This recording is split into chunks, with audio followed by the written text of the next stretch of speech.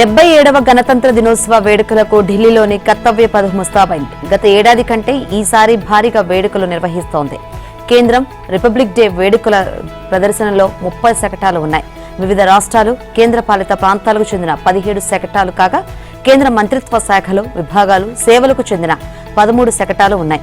భారత్ సాధిస్తున్న వేగవంతమైన ప్రగతిని, దేశం యొక్క గొప్ప ఉజ్వల సాంస్కృతిక వైవిధ్యంతో మేళవించిన శకటాల ప్రదర్శన జరగబోతోంది.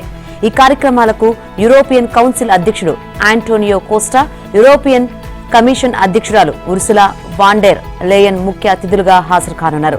రిపబ్లిక్ డే వేడుకలో దాదాపు 2500 మంది కళాకారులు సాంస్కృతిక ప్రదర్శనలను ప్రదర్శించనున్నారు. ఈ పరేడ్లో 6050 మంది సైనిక సిబ్బంది పాల్గొంటారు. భైరవ్ బెటాలియన్, శక్తిబాన్ రెజిమెంట్ తో పాటు లడక్ స్కౌట్స్ కూడా తొలిసారిగా పరేడ్లో పాల్గొంటున్నాయి. అలాగే జాన్స్కార్ పోనీలు, బాక్ట్రియాన్ ఒంటెలు కూడా తొలిసారిగా ఈ పరేడ్లో సందడి చేయనున్నాయి. గణతంత్ర దినోత్సవ పరేడ్ ఆహ్వాన పత్రికలను కూడా వందే మాత్రం ఇతివృత్తంతో రూపొందించారు. కర్తవ్య పథ్ గ్యాలరీలో వందే మాత్రం పద్యాల చిత్రాలను కూడా ప్రదర్శించనున్నారు. వివిధ రంగాలకు చెందిన సుమారు 10,000 మంది ప్రజలు ప్రత్యేక అతిథులుగా ఈ పరేడ్కు హాజరు కానున్నారు. వీరిలో రైతులు, శాస్త్రవేత్తలు, పారిశ్రామికవేత్తలు, విద్యార్థులు, క్రీడాకారులు, మహిళా స్వయం సహాయక బృందాల సభ్యులు, కళాకారులు, కార్మికులు, స్వచ్ఛంద సేవకులు, వివిధ ప్రభుత్వ పథకాల లబ్ధిదారులు ఉన్నారు. గణతంత్ర వేడుకల నేపథ్యంలో ఉగ్రవాదులు విధ్వంస చర్యలకు పాల్పడవచ్చనే అనుమానాలతో బలగాలు ఢిల్లీలో భద్రతను మరింత కట్టుదిట్టం చేశాయి. దాదాపు 1000 పార్కింగ్ ప్రదేశాలకు అవి ప్రత్యేకంగా దృష్టి సారించాయి. ఎవరూ తీసుకుపోని కార్లు అలాంటి ప్రదేశాల్లో కనిపిస్తే వాటిని తొలగిస్తున్నారు. ఎలాంటి పర్యవేక్షణ లేని ఈ ప్రదేశాలతో ముప్పు తలెత్తే ప్రమాదం ఉందని, పలుచోట్ల సీసీటీవీ కెమెరాలు పనిచేయడం లేదని అధికారులు చెబుతున్నారు. వీటిలో ఎక్కువ స్థలాలు మెట్రో స్టేషన్లకు సమీపంలో ఉన్నాయి. ఎవరూ తీసుకువెళ్లని వాహనాలను వెంటనే జప్తు చేయాలని జిల్లా విభాగాలకు పోలీస్ శాఖ తెలిపింది. గతంలో ఎర్రకోట సమీపంలో జరిగిన పేలుడుకు వాడిన కారు అక్కడే కొన్ని గంటల పాటు నిలిపి ఉంచినట్లు తర్వాత బయటపడడంతో అలాంటివి జరగకుండా ఈసారి నిఘాను మరింత ముమ్మరం చేశారు. భద్రత కోసం 30,000 మంది పోలీసులను, 70 కంపెనీల పారామిలిటరీ బలగాలను ఉపయోగిస్తున్నారు.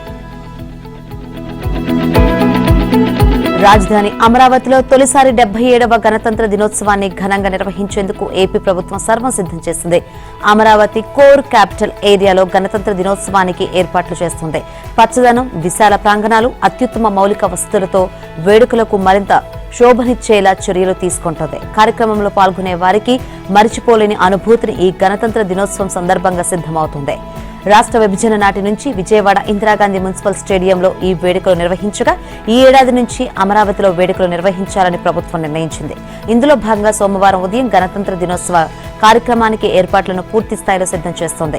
ఈ వేడుకలకు రాష్ట్ర గవర్నర్ అబ్దుల్ నజీర్ ముఖ్య అతిథిగా హాజరు కానుండగా ముఖ్యమంత్రి చంద్రబాబు, మంత్రులు, హైకోర్టు న్యాయమూర్తులు, రాజధానికి భూములిచ్చిన రైతులు ఈ గణతంత్ర దినోత్సవంలో పాలు పంచుకోనున్నారు. అమరావతి విషయంలో నాటకాలు వేశారు. 3 ముక్కలాట ఆడారు. అమరావతిని శ్మశానం అన్నారు. కేసులు వేశారు. అడ్డుకుంటానని జగన్ మళ్లీ ప్రకటించారు. ఎవరో అడ్డుకున్నా ప్రపంచ శ్రేణి నగరంగా అమరావతిని తీర్చిదిద్దుతా, రాష్ట్ర రాజధానిగా అమరావతి శాశ్వతంగా ఉంటుంది. ఎన్ని కుయుక్తులు పనినా అమరావతిని అడ్డుకోలేరు అని సీఎం చంద్రబాబు స్పష్టం చేశారు. శనివారం చిత్తూరు జిల్లా నగరిలో స్వర్ణాంధ్ర స్వచ్ఛాంధ్ర కార్యక్రమంలో భాగంగా నిర్వహించిన ప్రజావేదికలో ఆయన మాట్లాడారు. ఎన్నికల సమయంలో ఇచ్చిన హామీ మేరకు కరెంటు ఛార్జీలు పెంచడం లేదని స్పష్టం చేశారు. గత వైసీపీ ప్రభుత్వం 5 ఏళ్ల కాలంలో 32,000 కోట్ల ఛార్జీలను పెంచిందని విమర్శించారు. రాజధాని అమరావతిని అంతర్జాతీయ స్థాయిలో నిర్మించేందుకు కూటమి సర్కార్ నిర్ణయించింది. దీనిలో భాగంగా అమరావతిలో అంతర్జాతీయ క్రీడా నగరం, అంతర్జాతీయ విమానాశ్రయం, smart industrial city, railway station, railway line, inner ring రోడ్ల నిర్మాణం కోసం ప్రాజెక్టు వారి ల్యాండ్ పూలింగ్ కు ఇప్పటికే సిద్ధమైంది. 2వ దశలో 16,666 ఎకరాలను 7 గ్రామాల పరిధిలో ల్యాండ్ పూలింగ్ ప్రక్రియ ఇప్పటికే ప్రారంభించింది. 2వ దశ పనుల నిమిత్తం ప్రభుత్వ అసైన్డ్ భూములతో కలుపుకొని మొత్తం 20,494 ఎకరాలను ఎల్పీఎస్ ద్వారా సమీకరించే ప్రక్రియకు శ్రీకారం చుట్టింది. దీంతో ఈ భూముల్లో మాస్టర్ ప్లాన్ రూపొందించేందుకు అనుభవం కలిగిన కన్సల్టెంట్లను నియమించుకోవడానికి తాజాగా నోటిఫికేషన్ జారీ చేసింది. 16,666 ఎకరాలను 7 గ్రామాల పరిధిలో ల్యాండ్ పూలింగ్ ద్వారా స్వీకరించే ప్రక్రియ ఇప్పటికే ప్రారంభించింది. అమరావతి కోర్ స్టడీ ఏరియా కింద మరో 50 చుట్టుపక్కల ఉన్న గ్రామాలను కూడా పరిగణలోకి తీసుకోవాలని సిఆర్డీఏ నిర్ణయించింది. అటు ప్రాజెక్టు వారి ల్యాండ్ పూలింగ్ తీసుకుంటున్న 7 గ్రామాల్లో కలిపి 709.6 చదరపు కిలోమీటర్లకు పూర్తిస్థాయి సమీకృత మాస్టర్ ప్లాన్ పై కసరత్తు చేస్తోంది. కోర్ స్టడీ ఏరియాలో భాగంగా గుంటూరు రూరల్ మండలం మంగళగిరి, మేడికొండూరు, పెదకాకాని, తాడికొండ, అమరావతి, ఎడ్లపాడు, పెదకూరపాడు మండలాల్లో 626.67 చదరపు కిలోమీటర్లను స్టడీ చేసి సమీకృత మాస్టర్ ప్లాన్ రూపొందించాలని సిఆర్డీఏ తాజాగా నిర్ణయించింది. హైదరాబాద్ నాంపల్లి స్టేషన్ రోడ్లోని ఓ ఫర్నిచర్ దుకాణంలో శనివారం మధ్యాహ్నం భారీ అగ్ని ప్రమాదం సంభవించింది. క్షణాల్లో భవనమంతా మంటలు వ్యాపించడంతో బయటకు రాలేక 5గురు లోపలే చిక్కుకున్నారు. దట్టమైన పొగలు వ్యాపించడంతో సహాయక చర్యలకు ఆటంకంగా మారింది. నాంపల్లి స్టేషన్ రోడ్లోని హిందీ ప్రచార సభ భవనం పక్కన సాయి విశ్వాస్ ఛాంబర్స్ 5 అంతస్తుల భవనంలో బజాజ్ ఫర్నిచర్ దుకాణం ఉంది.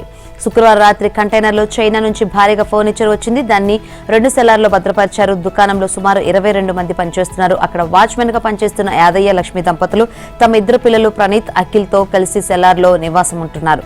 శనివారం పిల్లలిద్దరూ పాఠశాలకు వెళ్లకుండా ఇంట్లోనే ఉండిపోయారు. పిల్లల్ని సెల్లార్లోనే ఆడుకోవాలని చెప్పి తల్లిదండ్రులు పని మీద బయటకు వెళ్లారు. మధ్యాహ్నం 1 గంట సమయంలో భవనంలోని 2 సెల్లార్లో అగ్ని ప్రమాదం సంభవించింది. పొగలు రావడంతో గమనించి సిబ్బంది బయటకు పరుగులు తీశారు.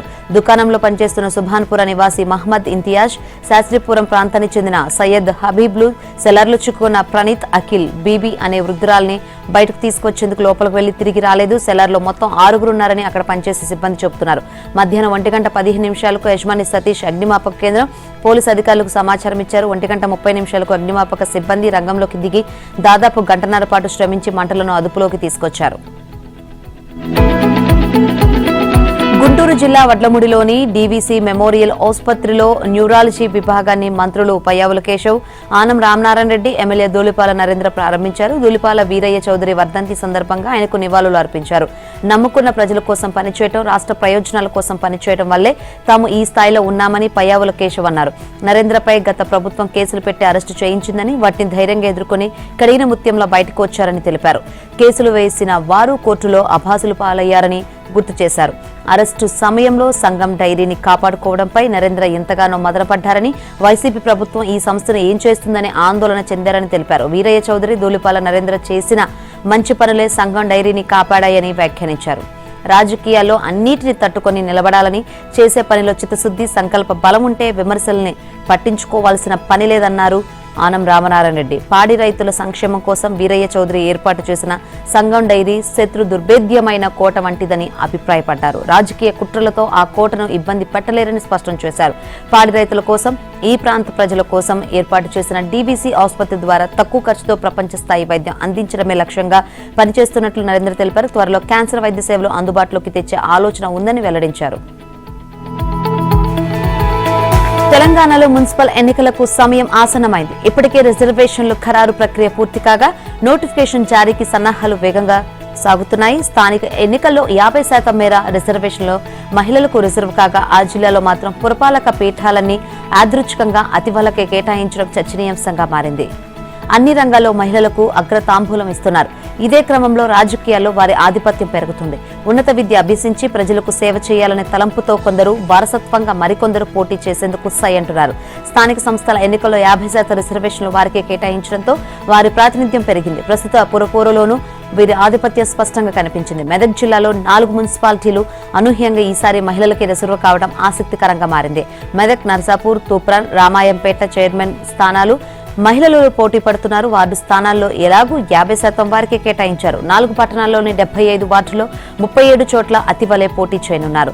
మరోవైపు అన్రిజర్వ్డ్తో పాటు ఆయా సామాజిక వర్గాలకు కేటాయించిన జనరల్ స్థానాల్లో పోటీ చేసే అవకాశాలు ఉన్నాయి.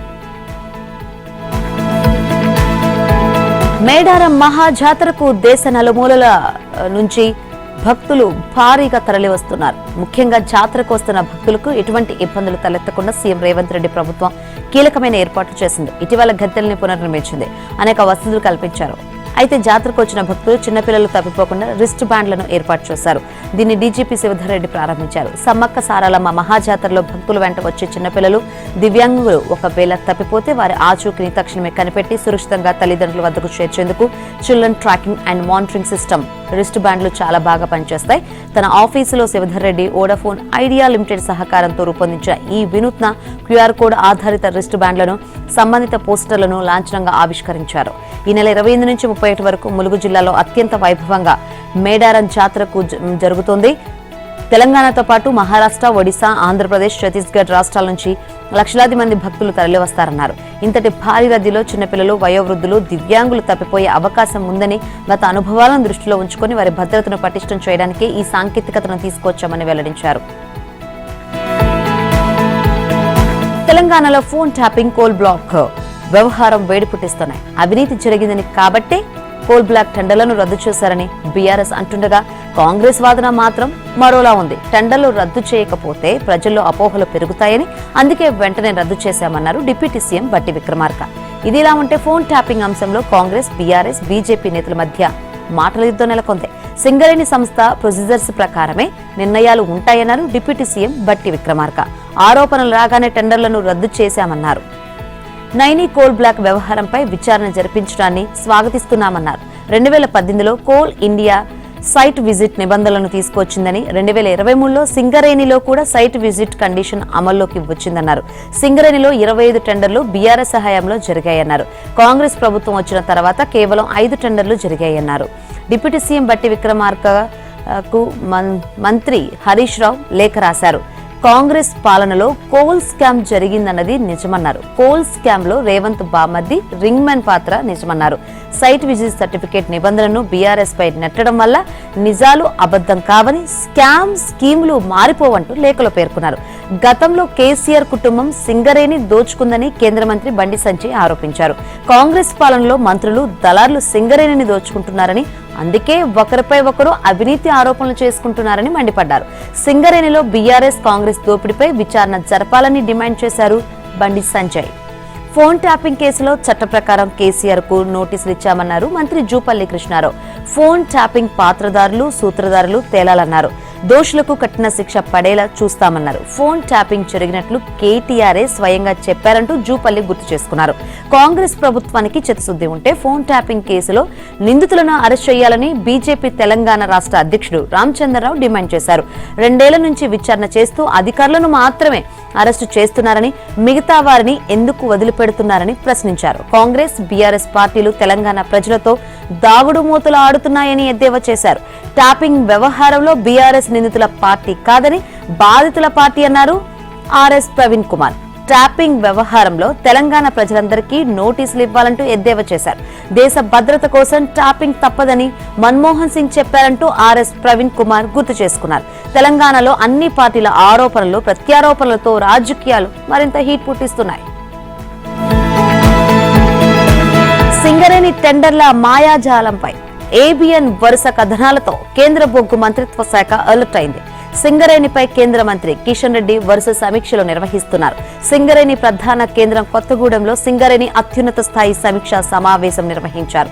సమీక్షా సమావేశంలో నైనీ బొగ్గు బ్లాక్ సహా ఇతర టెండర్లతో పాటు సిఎస్ఆర్ నిధులు వినియోగంపై సమీక్షించారు. సింగరేణి పరిస్థితులు, బొగ్గు ఉత్పత్తి, ప్రభుత్వ బకాయిలు సహా పలు అంశాలపై ఉన్నతాధికారుల నుంచి వివరాలు అడిగి తెలుసుకున్నారు. ఈ క్రమంలో టెండర్ విధి విధానాలు, సింగరేణి పాలసీలను కిషన్ రెడ్డికి అధికారులు వివరించారు.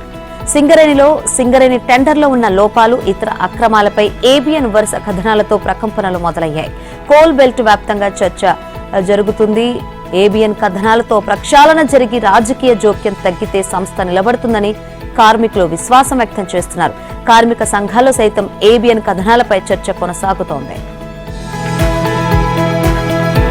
తెలంగాణలో కొత్తగా వాహనాల స్పాట్ రిజిస్ట్రేషన్స్ అమల్లోకి వచ్చాయి. రిజిస్ట్రేషన్స్ కోసం రవాణా శాఖ కార్యాలయానికి వెళ్లే పని లేకుండా షోరూమ్స్ లోనే స్పాట్ రిజిస్ట్రేషన్స్ చేస్తున్నారు. అయితే రిజిస్ట్రేషన్ సమయంలోనే బ్యాంక్ అకౌంట్ లింక్ అయ్యే కాలంను రవాణా శాఖ ఏర్పాటు చేసింది. దీంతో చలానాలు పడితే బ్యాంక్ అకౌంట్ నుంచి డబ్బులు కట్ అవుతాయనే అనుమానం వాహనదారుల్లో నెలకొంది. ట్రాఫిక్ నిబంధనలు ఉల్లంఘించే వాహనదారులకు పోలీసులు చలానాలు వేయగానే బ్యాంక్ అకౌంట్ నుంచి ఆటోమేటిక్ గా చెల్లింపు జరిగిపోయేలా వ్యవస్థను తీసుకురావాలని సీఎం రేవంత్ రెడ్డి కొన్ని రోజుల క్రితం బహిరంగ సభలో వ్యాఖ్యానించారు. అయితే అందుకు అనుగుణంగా రవాణా శాఖ అధికారులు సాఫ్ట్వేర్ లో మార్పులు చేర్పులు చేశారు. వాహనం రిజిస్ట్రేషన్ చేసుకునే సమయంలో బ్యాంక్ డీటెయిల్స్ ఇస్తేనే రిజిస్ట్రేషన్స్ చేస్తున్నారు. జనవరి 12వ తేదీన అరైవ్ అలైవ్ పేరుతో జరిగిన కార్యక్రమంలో ట్రాఫిక్ చలానాల గురించి సీఎం రేవంత్ కీలక వ్యాఖ్యలు చేశారు. నిబంధనలకు ఉల్లంఘించిన వారికి పోలీసులు చలానాలు వేస్తున్నారని, కానీ ఏడాది తర్వాత డిస్కౌంట్ ప్రకటించడంతో ఎలాగో తగ్గిస్తున్నారని, మళ్లీ ఉల్లంఘనలకు పాల్పడుతున్నారని ముఖ్యమంత్రి రేవంత్ వ్యాఖ్యానించారు. చలానా వేస్తే ఒక్క పైసా కూడా తగ్గించకుండా చలానా వేయగానే ఆటోమేటిక్ గా బ్యాంక్ ఖాతా నుంచి జరిమానా కట్ అయ్యే విధంగా ఏర్పాటు చేయాలన్నారు. అందుకోసం బ్యాంకులతో సమన్వయం చేసుకోవాలని సీఎం సూచించారు. సీఎం మాట్లాడిన 10 రోజుల్లోనే రవాణా శాఖ అధికారులు కసరత్తులు పూర్తి చేసి కీలక విధానాన్ని అమల్లోకి తీసుకొచ్చారు. కొత్త వాహనాలకు రవాణా శాఖ కార్యాలయానికి వెళ్లే పని లేకుండా షోరూమ్స్ లోనే స్పాట్ రిజిస్ట్రేషన్స్ విధానాన్ని అమలు చేస్తున్నారు. అయితే కొత్త వాహనాలకు రిజిస్ట్రేషన్ చేయాలంటే బ్యాంకు వివరాలు తప్పనిసరి చేశారు. బ్యాంకు వివరాలు ఇవ్వకపోతే వాహనాలు రిజిస్ట్రేషన్ కావడం లేదని షోరూమ్ నిర్వాహకులు చెబుతున్నారు. దీంతో బ్యాంకు వివరాలను ఇచ్చేందుకు నూతన వాహన కొనుగోలుదారులు అభ్యంతరం వ్యక్తం చేస్తున్నారు. రిజిస్టర్ ఆఫీసుల్లో లేని నిబంధన ఇక్కడెందుకని ప్రశ్నిస్తున్నారు. విశాఖలో 9 రోజుల పాటు జరిగే విశాఖ ఉత్సవ్ 2026 కలర్ఫుల్ గా ప్రారంభమైంది. రాష్ట్ర ప్రభుత్వం, శ్రేయస్ మీడియా సంయుక్తంగా ఈ విశాఖ ఉత్సవం నిర్వహిస్తున్నారు. ఉత్తరాంధ్ర సాంస్కృతిక వైభవాన్ని, ప్రకృతి సౌందర్యాన్ని ప్రపంచానికి చాటి చెప్పేలా విశాఖ ఉత్సవ్ సముద్ర తీరాన అత్యంత వైభవంగా ప్రారంభమైంది. సాగరం నుంచి శిఖరం వరకు అనే నినాదంతో నిర్వహిస్తున్న ఈ వేడుకలను రాష్ట్ర పర్యాటక శాఖ మంత్రి కందుల దుర్గేష్, హోంమంత్రి వంగలపూడి అనిత, జిల్లా ఇన్ఛార్జ్ మంత్రి డోలా బాల వీరాంజనేయ స్వామి కలిసి అధికారికంగా ప్రారంభించారు. ఉత్సవాల భాగంగా తొలుత నిర్వహించిన భారీ ర్యాలీలో మంత్రులు స్వయంగా పాల్గొన్నారు. ఆర్కే బీచ్ వేదికగా జరిగిన కార్నివాల్, ఉత్తరాంధ్ర జానపద కళారూపాల ప్రదర్శనలు పర్యాటకులను మంత్రముగ్ధులను చేశాయి. ఈ ఏడాది ఉత్సవాల్లో helicopter rides, paragliding, boating, adventure sports ప్రత్యేక ఆకర్షణగా నిలిచాయి. ప్రారంభోత్సవ సందర్భంగా ఆర్కే బీచ్ వద్ద ఏర్పాటు చేసిన ఫైర్ క్రాకర్స్ షో యాంకర్ సుమా సందడి చేశారు. విశాఖ ఖ్యాతిని అంతర్జాతీయ స్థాయికి తీసుకువెళ్లడమే ఈ ఉత్సవాల ముఖ్య ఉద్దేశమని మంత్రులు అన్నారు. ఈ సందర్భంగా సింగర్ సునీత మ్యూజికల్ లైట్ తో అలరించింది. దశాబ్ద కాలంగా స్తబ్దుగా ఉన్న నల్లమలలో అలజడి నెలకొంది. ఓ కీలక నేతకు ఆశ్రయం కల్పించారన్న ఆరోపణలతో మావోయిస్టు సానుభూతి పరులను పోలీసులు అదుపులోకి తీసుకోవడం ఉలిక్కిపడేలా చేసింది. పౌర హక్కుల నాయకులతో పాటు కాంగ్రెస్ నేత అరెస్టు, వారి బంధువుల్లో ఆందోళన నెలకొంది. మావోయిస్టు కీలక నేతకు ఆశ్రయం కల్పించారన్న కోణంలో 3 సానుభూతి పరులను ఇంటెలిజెన్స్ అధికారులు అదుపులోకి తీసుకున్నారు. అచ్చంపేట ప్రాంతానికి చెందిన పౌర హక్కుల నేత సహా మరో గవర్నమెంట్ టీచర్ను ఓ కాంగ్రెస్ నాయకుడిని అర్ధరాత్రి అరెస్ట్ చేసి హైదరాబాద్ కు తరలించారు. నాగర్ కర్నూలు జిల్లా అచ్చంపేట మననూరుకు చెందిన జక్కా బాలయ్య ఉమ్మడి పాలమూరు జిల్లా పౌర హక్కుల సంఘం కార్యదర్శిగా పనిచేస్తున్నారు. అర్ధరాత్రి సమయంలో ఓ 4 వ్యక్తులు వచ్చి బాలయ్యను ఇంటి నుంచి బలవంతంగా తీసుకువెళ్లారు. ఆయన దగ్గర ఉన్న 2 సెల్ ఫోన్స్ లాక్కెళ్లారు. ఇదే వరుసలో అచ్చంపేటలో నివాసం ఉంటున్న ప్రభుత్వ టీచర్ అడ్ల అంబయ్యను, రాయవరంకు చెందిన యాదయ్యను తీసుకువెళ్లారు. అంబయ్య ప్రభుత్వ ఉపాధ్యాయుడిగా విధులు నిర్వహిస్తూ తెలంగాణ ప్రజా ఫ్రంట్ నాయకుడిగా పనిచేస్తున్నారు. ఇక యాదయ్య మాజీ మావోయిస్టు, గతంలో లొంగిపోయి వారి స్వగ్రామంలో కాంగ్రెస్ నాయకుడిగా ఎదిగి ఉప సర్పంచుగా సేవలందించారు. ఏ తప్పు చేశారని బలవంతంగా తీసుకెళ్తారని ఆగ్రహం వ్యక్తం చేస్తున్నారు. కుల నిర్మూలన సంఘ రాష్ట్ర నాయకులతో కలిసి బాలయ్య భార్య లింగమ్మ ఆందోళన చేపట్టారు. ఇటీవల మావోయిస్ట్ అగ్రనేతలో ఒకరికి వీరు ఆశ్రయం కల్పించినట్టు తెలుస్తోంది. హైదరాబాద్ లో నివాసం ఉండే పౌర హక్కుల సంఘం రాష్ట్ర అధ్యక్షుడు రిటైర్డ్ ప్రొఫెసర్ గడ్డం లక్ష్మణ్ సలహాతో ఓ మావోయిస్టు కీలక నేతకు ఆశ్రయం కల్పించినట్టు చెబుతున్నారు. పక్కా ఆధారాలతో వీరు 3 పోలీసులు అదుపులోకి తీసుకున్నట్లు తెలుస్తోంది. శ్రీకాకుళం జిల్లాలోని ప్రసిద్ధ పుణ్యక్షేత్రం అరసవెల్లి సూర్యనారాయణ స్వామి ఆలయంలో రథసప్తమి వేడుకలు ఘనంగా జరుగుతున్నాయి. అర్ధరాత్రి 12 గంటలకు మంత్రి అచ్చెన్నాయుడు స్వామివారికి పట్టు వస్త్రాలు సమర్పించారు. అనంతరం స్వామివారి క్షరాభిషేకాలు ప్రారంభమయ్యాయి. 2 సంవత్సరాలుగా కూటమి ప్రభుత్వ రథసప్తమి ఉత్సవాలను అధికారికంగా నిర్వహిస్తోంది. కేంద్ర మంత్రి రామ్మోహన్ నాయుడుతో పాటు హోంమంత్రి అనిత, జిల్లా ఇన్ఛార్జ్ మంత్రి కొండపల్లి శ్రీనివాసులతో పాటు సినీ సంగీత దర్శకుడు తమన్ స్వామివారిని దర్శించుకున్నారు. ఈ ఏడాది అరసవెల్లి సూర్యనారాయణ స్వామి దర్శనానికి 2 లక్షల మంది భక్తులు వస్తారని అధికారులు అంచనా వేస్తున్నారు. సామాన్య భక్తులకు ఎటువంటి ఇబ్బందులు కలగకుండా అధికారులు చర్యలు చేపట్టారు. అర్ధరాత్రి నుంచి వేలాది మంది భక్తులు అరసవెల్లి ఆలయానికి పోటెత్తారు. జయశంకర్ భూపాలపల్లి మున్సిపల్ రాజకీయం హాట్ టాపిక్ గా మారింది. 30 వార్డులకు సంబంధించి రిజర్వేషన్స్ ఖరారు కావడంతో అభ్యర్థుల జాతకాలు తారుమారయ్యాయి. గెలుపు గుర్రాలను దించేందుకు ప్రధాన పార్టీలు కసరత్తులు మొదలుపెట్టగా ఆశావాహులు మాత్రం టెన్షన్లో మునిగిపోయారు. కొన్ని నెలలుగా లక్షలాది రూపాయలు ఖర్చు పెట్టి ఓటర్లను మచ్చిక చేసుకున్న నేతలకు రిజర్వేషన్స్ మార్పు పెద్ద షాక్ ఇచ్చింది. తాము అనుకున్న వార్డు రిజర్వ్ కాకపోవడంతో ఇప్పుడు ఏ వార్డుకు వెళ్ళాలి, ఎక్కడ పోటీ చేయాలని నేతలు తలలు పట్టుకుంటున్నారు.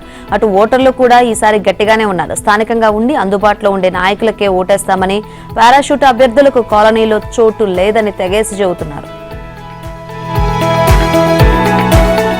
లైన్ దాటలేదు, తగ్గేదే లేదు. తాను ఎన్నడూ కాంగ్రెస్ పార్టీ నియమావళిని ఉల్లంఘించలేదని శశి థరూర్ కుండబద్దలు కొట్టారు. కేరళ సాహిత్య ఉత్సవంలో ఆయన చేసిన వ్యాఖ్యలు ఇప్పుడు రాజకీయ సగలు పుట్టిస్తున్నాయి. ఆపరేషన్ సింధూర్, పహల్గాం దాడుల తర్వాత థరూర్ వ్యవహార శైలి సొంత పార్టీలోనే పెను తుఫాను సృష్టించింది. ఉగ్రవాద శిబిరాలపై సైనిక చర్య ఉండాలని తాను రాసిన కథనం నిజమవ్వడం పట్ల ఆయన గర్వంగా ఉన్నారు.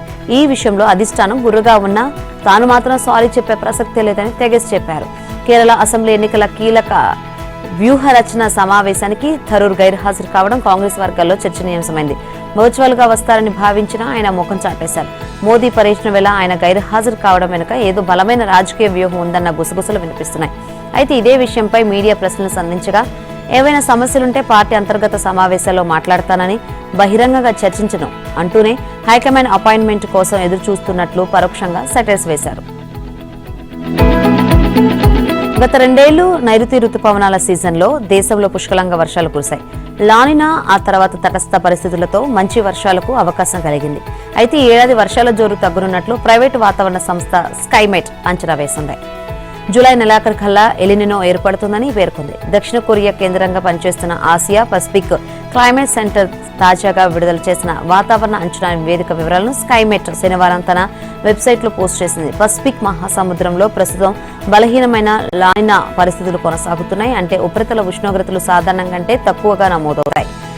ఏపీసీసీ అంచనా ప్రకారం గత నెల నుంచి లానినా బలహీనపడుతూ వస్తుంది. వచ్చే నెలకు పూర్తిగా బలహీనపడి తటస్థ పరిస్థితులు ఏర్పడనున్నాయి. ఏప్రిల్ నెలలో తటస్థ పరిస్థితుల ప్రభావం బలహీనపడి ఎలినినో వైపు మారనుంది. ఈ నేపథ్యంలో ఈ ఏడాది జూలై నెలాఖరుకు ఎలినినో ఏర్పడుతుందని ఏపీసీసీ అంచనా వేసినట్లు స్కైమెట్ పేర్కొంది. దీనివల్ల నైరుతి రుతుపవనాల కాలంలో వర్షాలపై ప్రభావం పడుతుందని ఆందోళన వ్యక్తం చేసింది. దీనిపై ఈ ఏడాది మార్చిలో పూర్తి స్పష్టత వస్తుందని స్కైమెట్ వివరించింది. భారత్పై విధించిన 50% ప్రతీకార సుంకాలను త్వరలోనే సగానికి తగ్గించే అవకాశం ఉందని అమెరికా ఆర్థిక మంత్రి స్కాట్ బేసెంట్ తెలిపారు. రష్యా నుంచి చమురు కొంటున్నందుకు విధించిన 25% సుంకాలను త్వరలోనే ఎత్తివేసే అవకాశం ఉన్నట్లు చెప్పారు. పొలిటికో వార్తా సంస్థకు ఇచ్చిన ఇంటర్వ్యూలో పేర్కొన్నారు. భారత్పై మేము విధించిన 25% సుంకాలు గొప్ప విజయం సాధించాయి. రష్యా నుంచి భారత్ చమురు కొనుగోలు పూర్తిగా తగ్గిపోయాయి. సుంకాలు మాత్రం ఇంకా కొనసాగుతున్నాయి. వాటిని త్వరలో రద్దు చేసే అవకాశం ఉందని భావిస్తున్నానని పేర్కొన్నారు. అందాల కశ్మీరం మంచు దుప్పటి కప్పుకుంది. ప్రకృతి కాంత తెల్లని మంచు చీరను కట్టుకుని సరికొత్త సొగసులను అద్దుకున్నట్లుగా లోయంతటా పాల కడలిని తలపిస్తోంది. గత 2 రోజులుగా కురుస్తున్న ఏకదాటి హిమపాతంతో కశ్మీర్ పరిసర ప్రాంతాలైన దోడా, సిమ్లా, మనాలి ప్రాంతాలు సరికొత్త అందాలను రంగరించుకున్నాయి. మంచు మేఘాలు కొండలను తాకుతున్న దృశ్యాలు పర్యాటకులను మంత్రముగ్ధులను చేస్తున్నాయి. ఇళ్లు, చెట్లు, రహదారులు అన్ని మంచు ముద్దలుగా మారిపోయి భూతల స్వర్గాన్ని కళ్ల ముందు ఉంచుతున్నాయి. ఈ ప్రకృతి సోయగాన్ని ఆస్వాదించేందుకు పర్యాటకుల తాకిడి విపరీతంగా పెరిగింది. మంచు పొరల మధ్య సెల్ఫీలు దిగుతూ వీడియోలు తీసుకుంటూ పర్యాటకులు ఎంజాయ్ చేస్తున్నారు. ముఖ్యంగా మాతా వైష్ణోదేవి ఆలయం దట్టమైన మంచు కుప్పల కింద ఒదిగిపోయి ఆధ్యాత్మికతతో పాటు ఆహ్లాదాన్ని పంచుతుంది. అయితే ఈ అందం వెనుక కొన్ని కష్టాలు కూడా పొంచి ఉన్నాయి. అడుగుల మేర పేరుకుపోయిన మంచు కారణంగా వాహనాలు ముందుకు కదలలేని పరిస్థితి నెలకొంది. మనాలి వంటి ప్రాంతాల్లో రహదారులు పూర్తిగా మూతపడిన కార్నివాల్ను రద్దు చేశారు. టెక్సాస్ లోని కొన్ని ప్రాంతాల్లో భారీగా మంచు కురుస్తోంది. దీంతో విద్యుత్కు అంతరాయం కలిగింది. తుఫాను ముగిసిన తర్వాత మంచు తీవ్రత అధికంగా ఉంటుందని వాతావరణ శాఖ తెలిపింది. చెట్లు, విద్యుత్ లైన్లు పడిపోయే ప్రమాదం ఉందని పేర్కొంది.